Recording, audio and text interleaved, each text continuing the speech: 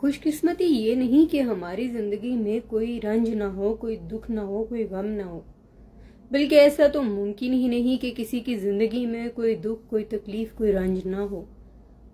بلکہ خوش قسمتی یہ ہے کہ جب آپ کسی رنج سے، کسی دکھ سے، کسی تکلیف سے گزر رہے ہوں تو آپ کے پاس ایک شخص، ایک رشتہ، ایک تعلق، ایک احساس ایسا ہو جس کے سامنے آپ دل کھول کر رو سکیں، جسے آپ اپنے دل کی بات کہہ سکیں، جو آپ کے غم کو سن کر غمگین ہو جائے، آپ کے رنج کو دیکھ کر رنجیدہ ہو جائے اور آنکھ سے آپ کے آنسو بہے اور آنکھیں اس کی بھی نمکین ہو جائے۔ ایسے لوگ آپ سے الفاظ نہیں بولتے، ایسے لوگ عملی طور پہ آپ کے ساتھ ہوتے ہیں، جو آپ کی خوبیوں اور خامیوں کے باوجود آپ سے پیار کرتے ہیں، کبھی آپ کا ساتھ نہیں چھوڑتے۔ اس کے برعکس کچھ لوگ ایسے ہوتے ہیں جن کے پاس الفاظ کا بہت سارا ذخیرہ موجود ہوتا ہے، اور یہ الفاظ تو اپنے اندر خوب ساری طاقت رکھتے ہیں، اپنی ذمہ داری پوری طرح سے ادا کرتے ہیں، اپنی ذمہ داری ایسے نبھاتے ہیں کہ اگلے انسان کے گرد ایک مضبوط گھیرا بنانے میں کامیاب ہو جاتے ہیں۔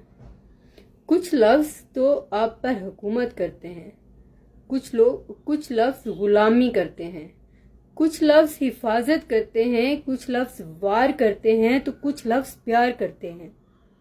لیکن یہ صرف الفاظ ہی ہوتے ہیں جو ایک خوبصورت سا گھیرا آپ کے گرد بنا لیتے ہیں۔ جو لوگ ان کی ادائیگی کرتے ہیں وہ عملی طور پر رشتے میں کسی قسم کا کوئی تعلق، کوئی احساس نہیں رکھتے۔ وہ الفاظ کے گھیرے سے آپ کو متاثر کرتے ہیں، خوبصورت سا الفاظ کا ایک گلدستہ بنا کر آپ کو یہ ریئلائز کرا دیتے ہیں کہ آپ ان کے لیے اہم ہیں، لیکن عمل سے وہ لوگ فارغ ہوتے ہیں۔ اگر کوئی آپ کو یہ کہے کہ اگر زندگی میں بہت دکھی ہو جاؤ، اکیلے رہ جاؤ تو جان لینا کہ میں ہوں، تو غلط ہے۔ جب آپ کا کوئی اپنا ہے تو اسے تو دکھ تکلیف بتانے کی ضرورت ہی نہیں، وہ تو آپ کا دکھ اور تکلیف بنا سمجھے رہ ہی نہیں سکتا۔ آپ کے لہجے سے وہ آپ کا دکھ اور تکلیف جان جائے گا۔ اس کو یہ بتانا پڑے گا کیا کہ ہم دکھی ہیں، ہمیں تمہارے کندھے کی ضرورت ہے؟ نہیں۔ اچھے لوگ نصیب والوں کو ملتے ہیں اور وہی خوش قسمتی ہے۔